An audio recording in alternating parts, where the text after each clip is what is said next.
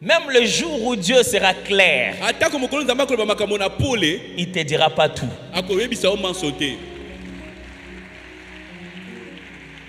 Même le jour où Dieu sera précis,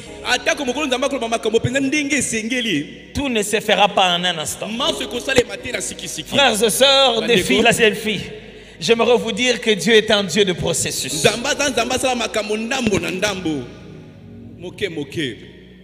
Qu'est-ce que ça signifie? Ah, le processus est synonyme de vie. Quand ça bouge, quand ça change, quand ça va pas à pas, ça signifie qu'il y a la vie à l'intérieur. Lorsque Dieu a libéré la vie dans l'univers, il a conditionné le processus dans tout ce qui vit. Lorsque le processus s'arrête, la chose est morte.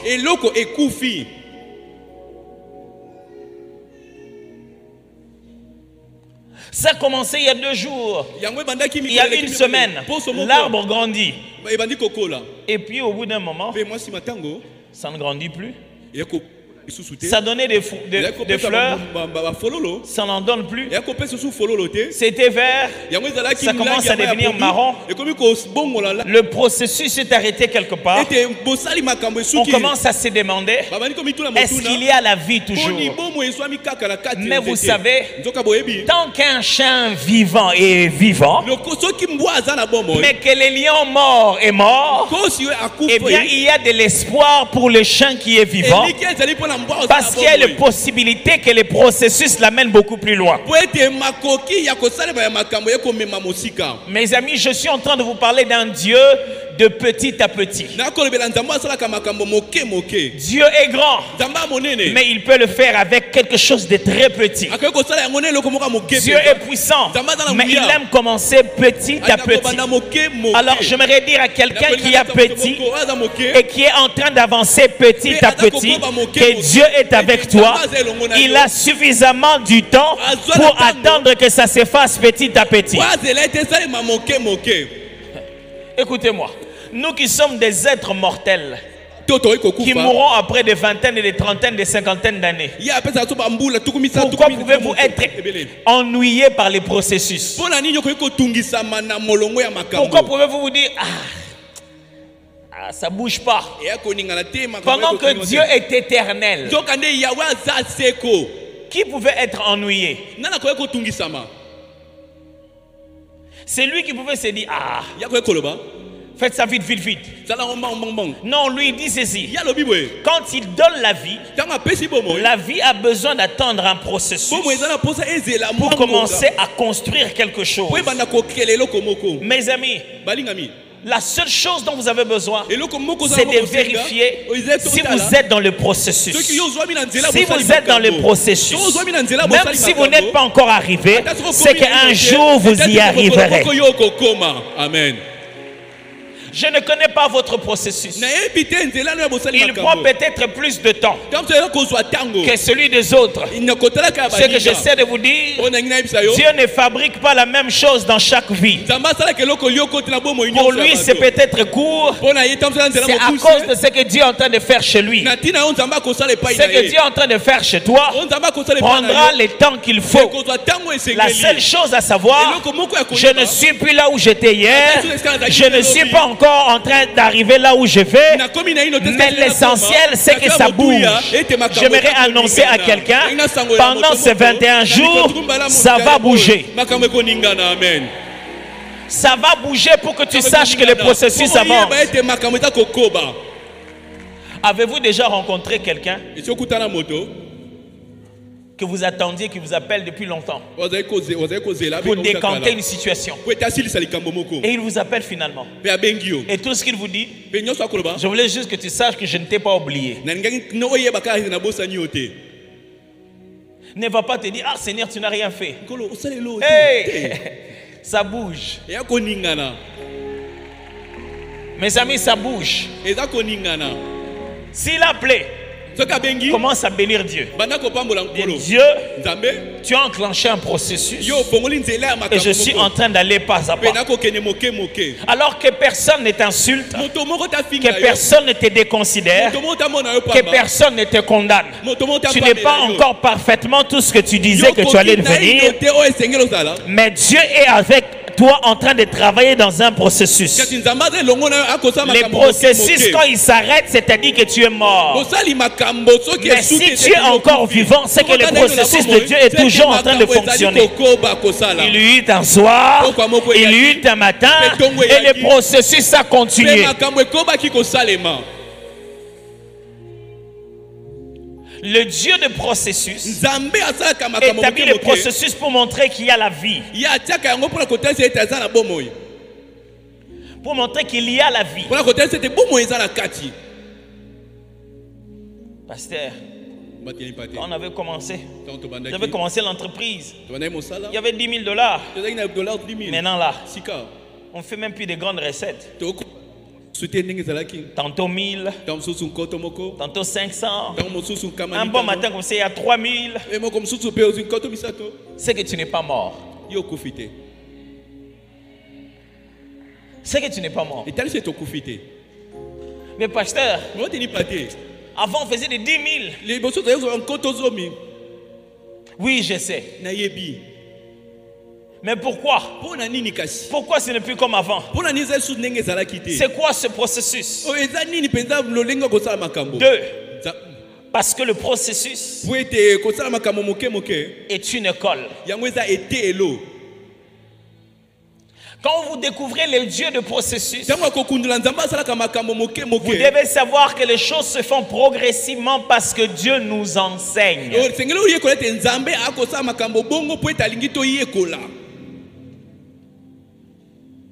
Sinon, pourquoi on ne nous enseignerait pas toute l'année scolaire, tout le programme scolaire en 9 mois? Premier mois, premier primaire. Deuxième mois, deuxième primaire. Troisième mois, troisième primaire. Pourquoi on nous enseigne pendant une période? On nous donne des vacances. On reprend encore une autre période. Parce qu'il y a des matières que tu ne comprendras qu'à un certain âge. Et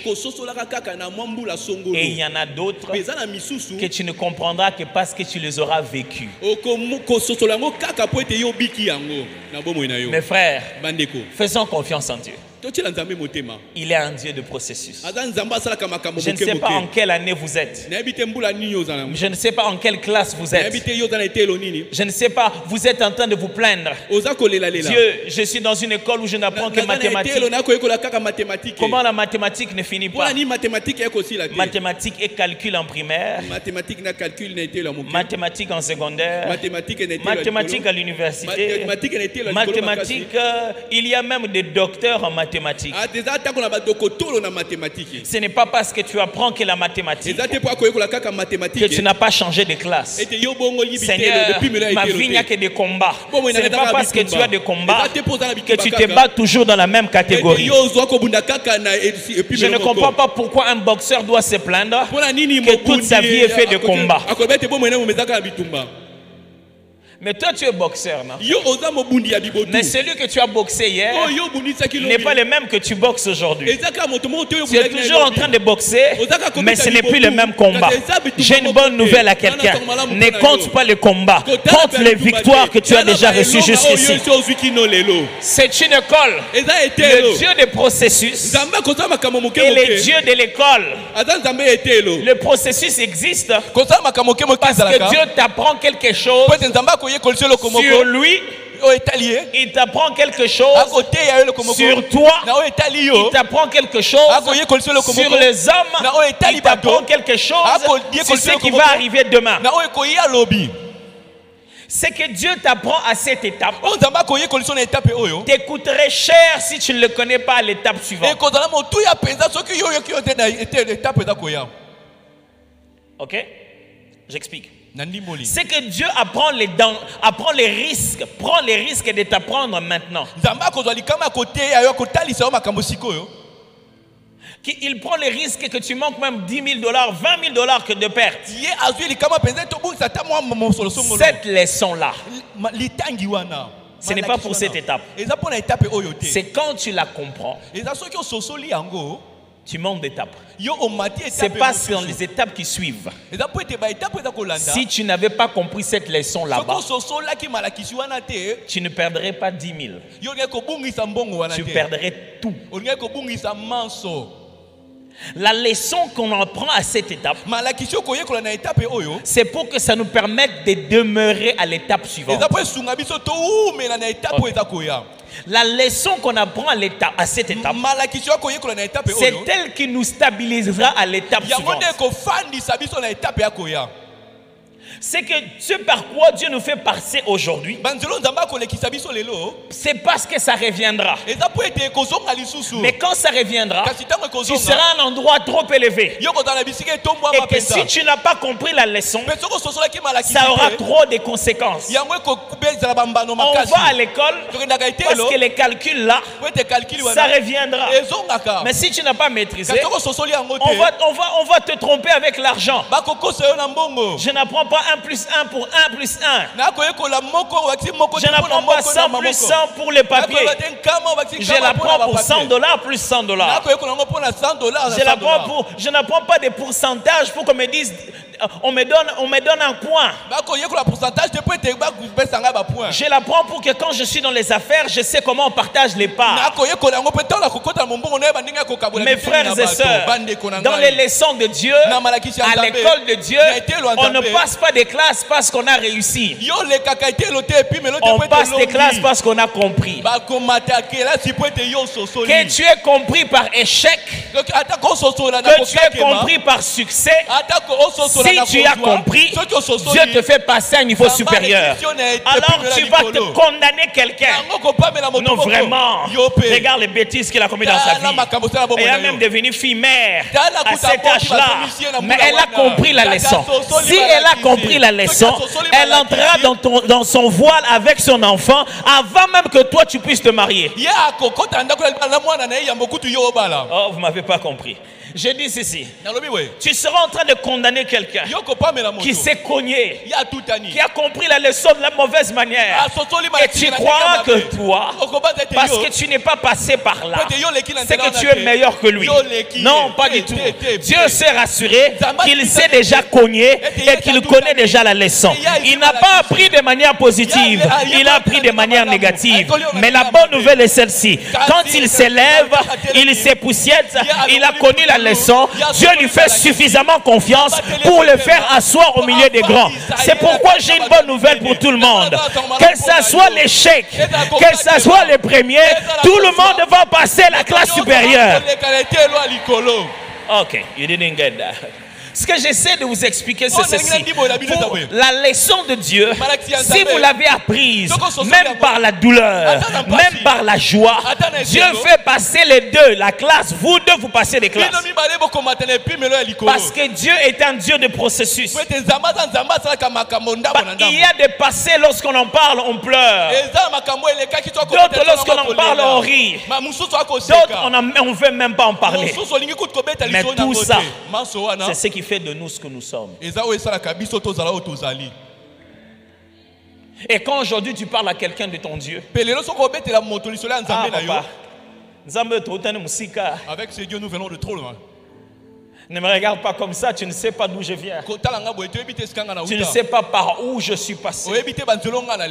Mes frères et sœurs, le Dieu que nous servons, il a encore des leçons à nous apprendre. Leçons de Dieu ne signifie pas toujours pleurer. Il y a des gens qui apprennent mieux quand ils ont beaucoup. Il y a des gens quand ils ont beaucoup, ils n'entendent rien.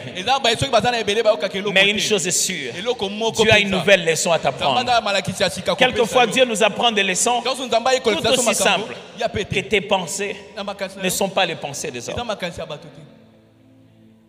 Dans Genèse, Dieu dépose la vie dans l'univers. Il est en train de faire vivre l'informe et vide. Il y place la vie progressivement. L'esprit est en train de se mouvoir. La parole est parlée. L'eau commence à être séparée. Le sel commence à sortir. Mais les disciples posent la question à Jésus. C'est quoi cette affaire d'aller au Père?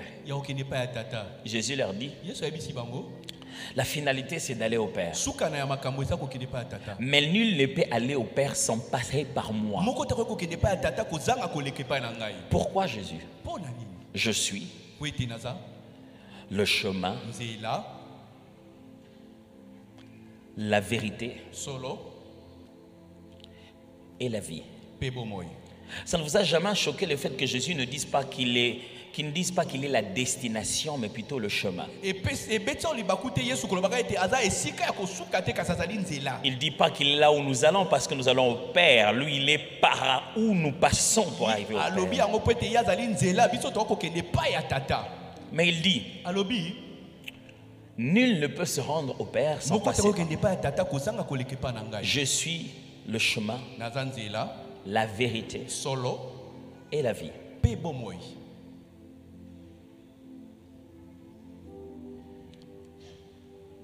Ceux qui ont tué Jésus, ceux qui voulaient le tuer,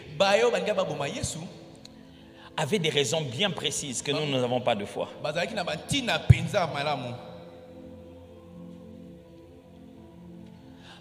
Quand tu dis un juif qui est conscient des Saintes Écritures, que tu es le chemin, la vérité et la vie, il trouve que tu blasphèmes. Il est dérangé par ça. Parce qu'en réalité, le chemin, la vérité et la vie,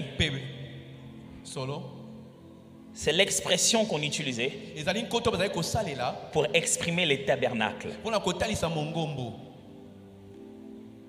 Le temple est le processus pour accéder à la présence de Dieu. Était décrit comme le chemin qu'on appelle le parvis. Parce qu'il y avait un processus. On a mené à l'autel, autel de sacrifice, et on passait à la cuve de rein. On appelait ça le chemin. Et le lieu saint, c'est ce qu'on appelait le lieu de la vérité. Et le lieu très saint, le lieu de la vie. Quand Jésus était en train de leur dire, je suis le chemin, la vérité et la vie, ils entendaient que Jésus est le temple que Moïse a vu qui n'était pas fait des mains d'homme et qui devient le processus obligatoire pour voir Dieu face à face. Jésus était en train de leur dire, désormais pour voir Dieu, désormais pour rencontrer le Père, je suis pour vous le processus qui se révélera jusqu'à ce, au fur et à mesure que vous me connaissez, au fur et à mesure vous vous rapprochez du Père. Il veut leur dire ceci, ça vous coûtera plus de connaissance de Dieu. Vous devez découvrir Dieu petit à petit pour voir sa face. Mes frères et sœurs, pour que Dieu vous révèle une autre facette de lui, il doit vous informer, vous donner une autre connaissance de lui. Parce qu'alors vous connaîtrez la vérité et la vérité vous fera faire encore des pas. Il est donc impossible de vouloir découvrir des facettes de Dieu sans lire la parole. Il est donc impossible de vouloir comprendre les facettes de Dieu sans appliquer la parole. Sans pouvoir rendre la parole pratique. Oh, je veux le Dieu qui guérit. Je veux le Dieu puissant qui guérit les malades. Si tu ne t'assieds pas sur un texte véridique et tu ne vas pas vers un véritable malade et tu n'as n'imposes pas vraiment les mains, tu ne verras pas cette facette de Dieu.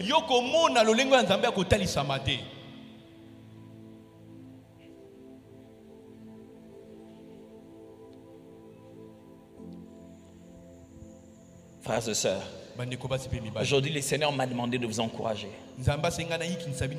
en vous disant, ça bouge. Tu ne le vois pas. Ça fait 6 jours. Les murs ne se brisent pas. Il n'y a même pas de fissures. Mais au ciel, ça bouge. Ça fait 6 fois que tu tournes autour de Jéricho. Tu ne vois que rien ne bouge. Mais chez Dieu, ça bouge. Dieu, pourquoi on n'a pas sonné la trompette directement les premiers jours? Rien ne s'est ajouté. C'était les mêmes personnes. Les trompettes étaient là. Pourquoi on n'a pas sonné la trompette les premiers jours? Une seule fois. Une bonne fois pour toutes. Parce que dans tous les cas, on a sonné la trompette une seule fois. Et le mur s'est brisé. Pourquoi on n'a pas sonné seulement une seule fois? En un jour, il fallait atteindre le 7e jour. À la 7e fois. Parce que Dieu s'est fait découvrir le long du chemin. Quel est l'héritage que tu donneras à tes enfants? J'ai refusé dans ma vie que mes enfants viennent commencer à zéro comme si Dieu vient d'exister aujourd'hui. S'ils doivent servir le Dieu de leur père, ils doivent servir un Dieu déjà très haut là-bas. Certaines histoires, il ne faut jamais qu'on le leur raconte. Il faut qu'ils n'aient même pas un moment de douter de Dieu. Vous savez, il y a des choses pour lesquelles nous doutons, nous, parce qu'on n'a pas eu une génération qui les a faites. C'est pourquoi quand on en parle, on en doute. Mais quand vous avez vécu avec un quotidien d'un Dieu puissant, vous ne pouvez pas tolérer moins que ça. Alors vous et moi, nous sommes un tableau sur lequel Dieu est en train d'enseigner une autre génération, afin que ceux qui viendront après nous croient en lui à un autre niveau plus élevé.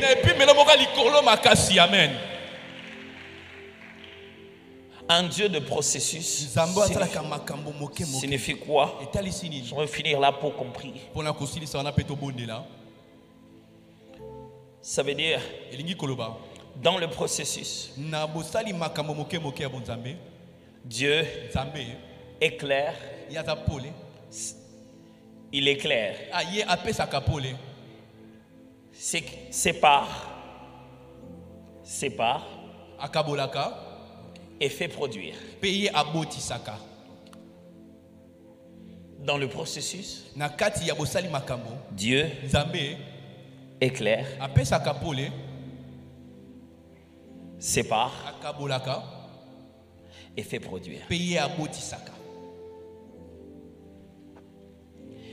Ce que Dieu aimerait aujourd'hui, mes amis, c'est que même une chose qui vous énerve, vous puissiez voir qu'à l'intérieur, Dieu est dedans.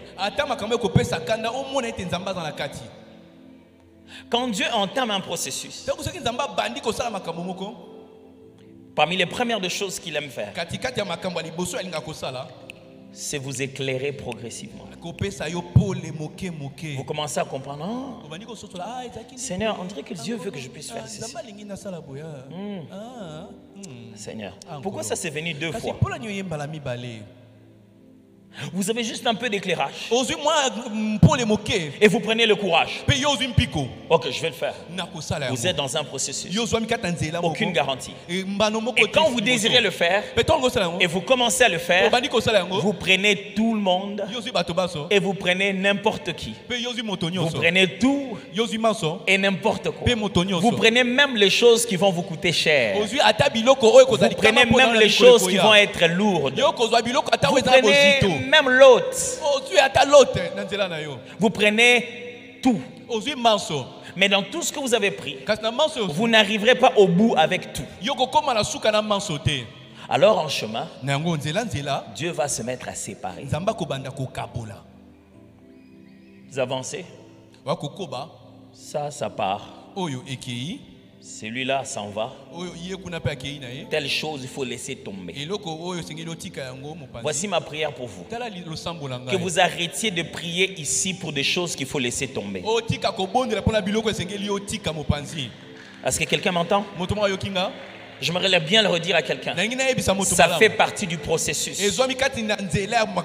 Laisse tomber. Laisse-le partir.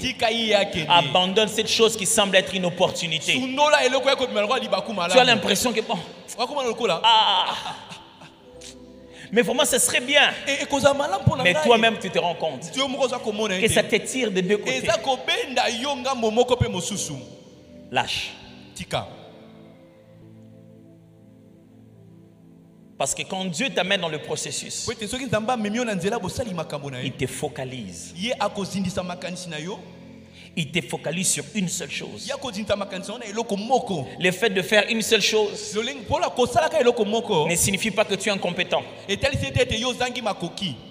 te focalise. Il sépare. Voici ma prière pour vous. Que pendant ces 21 jours, Dieu vous sépare de tout ce qui vous alourdit. Dieu vous sépare de tout ce qui vous empêche de produire. La terre, quand elle était sous l'eau, elle n'arrivait pas à produire aisément. La Bible dit, l'Éternel l'a sorti de là. Et il a pris les eaux, il les a séparées. Quelqu'un va se séparer de quelqu'un d'autre qui est comme une source pour lui. Alors tu sauras que c'est Dieu qui a toujours été ta source. Beaucoup de gens ont raté leur grandeur parce qu'ils voulaient tellement être à côté du grand. Beaucoup de gens ont raté leur expérience parce qu'ils voulaient toujours être à côté de l'expérimenté. Quand Dieu nous fait passer des processus, quelquefois il nous sépare. Quelquefois il nous met à côté. Ça c'est surtout au Congo. Pasteur, bon, je dois quand même le faire avec lui. On était là depuis longtemps, tu vois. Puis... Et les Congolais sont spécialistes avec cette phrase pour te faire culpabiliser.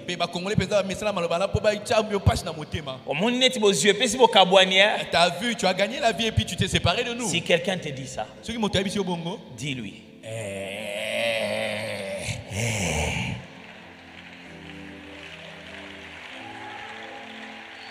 Simplement. Parce que dans le processus de Dieu, vous ne pouvez pas aller plus vite si vous êtes trop lourd. Il va devoir te détacher de certaines choses. Apprends juste à te séparer gentiment. Parce que certaines de ces personnes reviennent demain. Mais au moment de démarrer, au moment de monter, sépare-toi des charges inutiles. Dans les processus avec Dieu, j'aimerais que tu commences à prier pendant ces 21 jours en disant à Dieu, de quoi dois-je me débarrasser? Tu en fais trop. Tu remplis trop de choses dans ta boutique. Certaines d'entre elles sont inutiles. Seigneur, apprends-moi à comprendre dans cette étape quelles sont les choses qui me sont inutiles. Les choses inutiles te font prier inutilement. Les choses inutiles te prennent du temps inutilement. Les personnes inutiles te prennent du temps inutilement. Il y a des groupes dont tu dois sortir de WhatsApp une bonne fois pour toutes.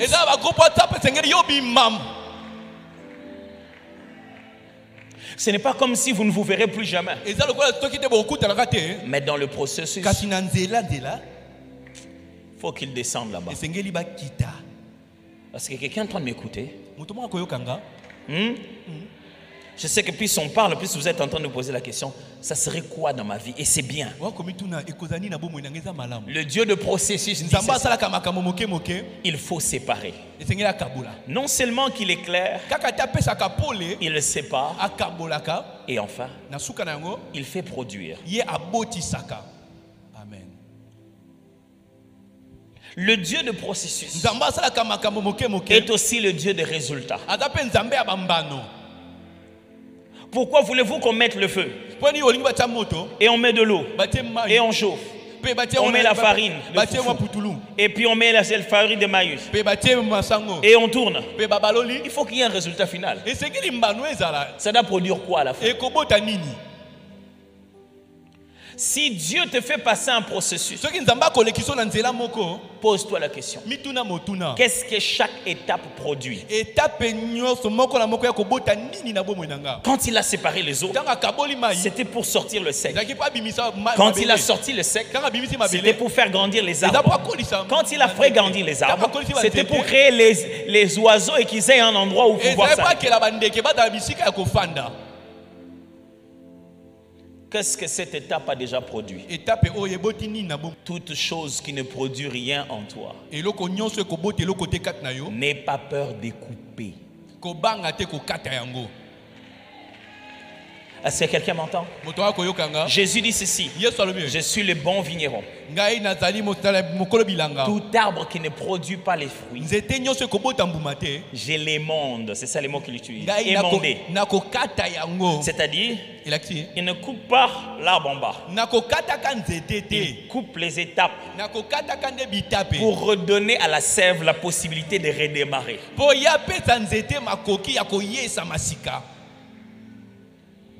Il y a quelque chose dans ta vie qui est moyen. Et c'est ce qui t'empêche d'être excellent. Il y a quelque chose dans ta vie qui est à peu près. Et ça te bouffe le temps et la concentration pour ce dans quoi tu dois être excellent. Et si tu mettais les restes de côté et tu te concentrais vraiment à la chose que Dieu t'a donnée. Pourquoi faire 21 jours et faire des petites prières de chaque coin?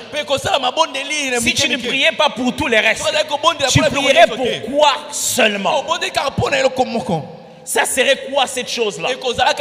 Parce que dans ta vie, il y a une seule chose.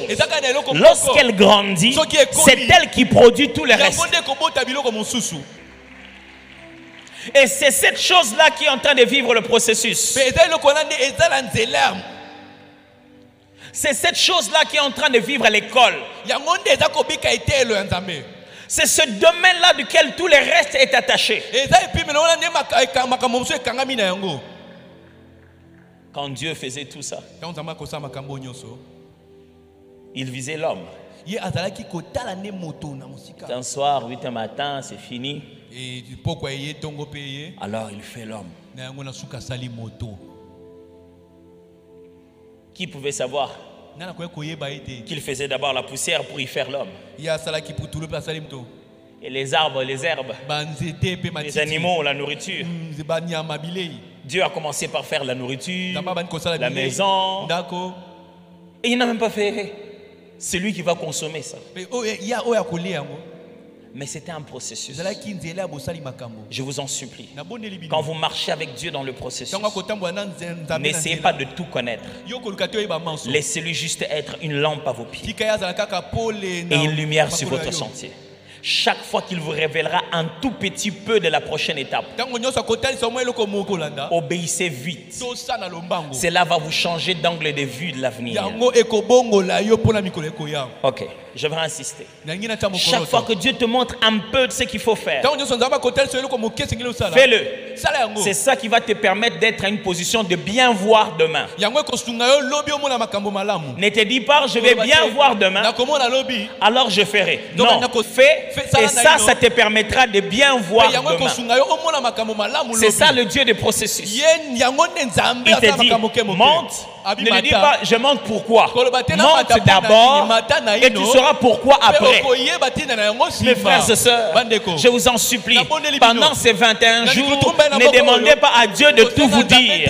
Demandez-lui de dire juste la seule chose de ce processus. Seigneur, je suis à quelle étape?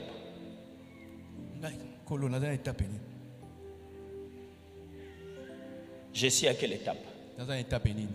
Dans ma vie, j'ai arrêté de vouloir tout savoir. Je vais juste savoir d'où je viens, à ici. Qu'est-ce que je fais là? C'est tout. Parce que je vous assure, plusieurs fois, j'ai imaginé que j'allais là-bas. J'étais surexcité pour là-bas. Et puis, tout ce qu'il me demandait de faire, aller comme ça. Je dis, mais comment on va sortir en allant comme ça? Bien sûr, Dieu peut me faire sortir d'ici sans avoir besoin de me faire passer par là. Ne copie pas le processus de l'autre.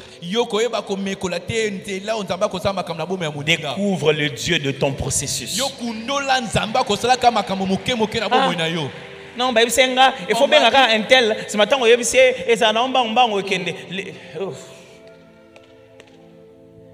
ça peut avoir été rapide avec lui.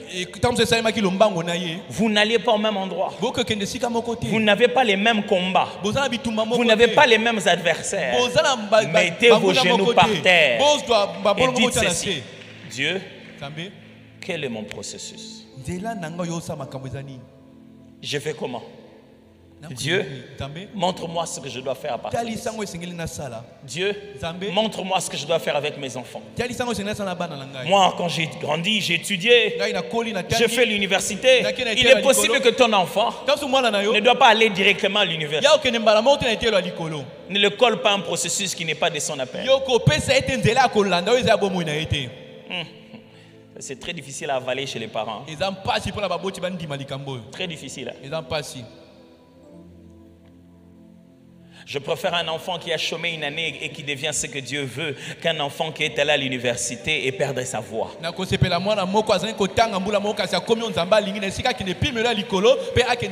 Si Dieu t'a dit pas à cette année, c'est parce qu'il connaît les collègues de cette année. Les collègues de cette année peuvent complètement détruire la destinée de ton enfant.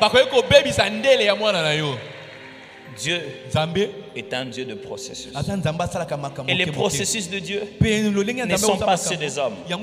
Quelquefois, on a l'impression qu'il recule. Dis Seigneur, mais ces promesses, c'est dans telle direction. Pourquoi tu me fais reculer? Ça fait partie du processus. Vraiment. Oh oui.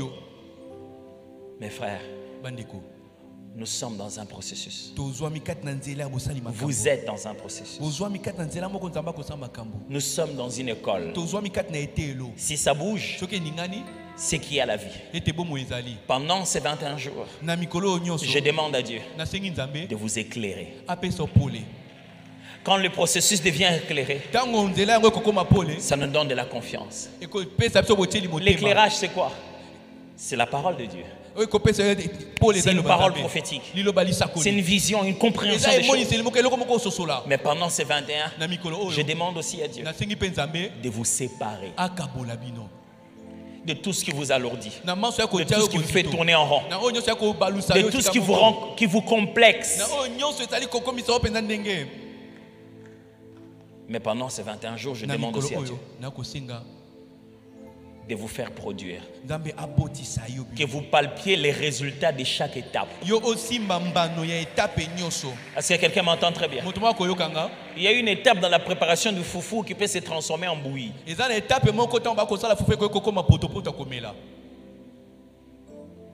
que si j'ai trop faim, je peux enlever ça d'abord. Je prie que si vous n'êtes pas encore arrivé à la terre promise, qu'il y ait au moins la manne que vous allez consommer en chemin. Je prie que dans vos étapes, vous ne manquez pas une gratification. Est-ce que quelqu'un entend de quoi je parle ici? Vous n'êtes pas encore arrivé, mais Dieu vous a trouvé un arbre où vous reposez. Vous n'avez pas encore tout touché, mais il vous a trouvé quelque chose en ce moment-là qui vous fasse faire... Seigneur, je te prie pour quelqu'un qui n'arrive plus à résister au désert par lequel il passe. Trouve-lui un lieu de repos avant qu'il continue le chemin. Vous devez finir le processus. Mais Dieu est tellement bon qu'en chemin, il vous donnera la manne. Il vous donnera la manne. Même si ce n'est pas encore le lait et le miel. Mais quand tu mangeras la manne, tu sentiras que c'est un pain fait de miel. Ce n'est pas encore ce que Dieu a promis, mais ça goûte comme ce que Dieu a promis. Ce n'est pas encore ce que Dieu avait dit, mais ça a le goût de tout ce que Dieu avait promis. Parce que je suis dans un processus. Je ne sais pas pour qui je prie, mais je prie Dieu pour quelqu'un qui est encore en chemin, mais que Dieu va lui faire une pause pour qu'il puisse le soulager. Ok, je répète, quelqu'un va faire une pause en chemin parce que Dieu voudrait le soulager.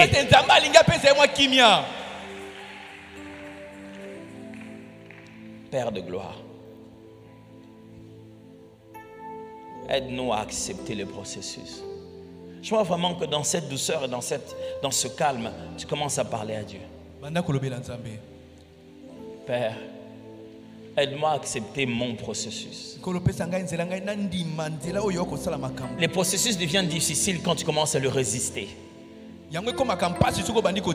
Ça devient plus complexe quand tu commences à les résister. Vous voyez, quand on essaie de piquer un enfant, la chose qu'on ne veut pas qu'il fasse, qu'il se mette à bouger. Ne dérange pas le processus.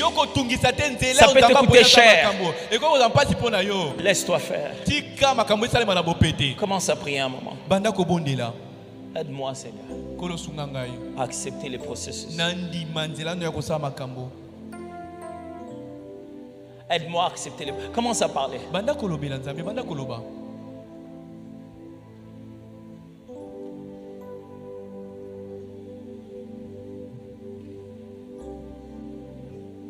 Aide-moi, Seigneur, à accepter les séparations.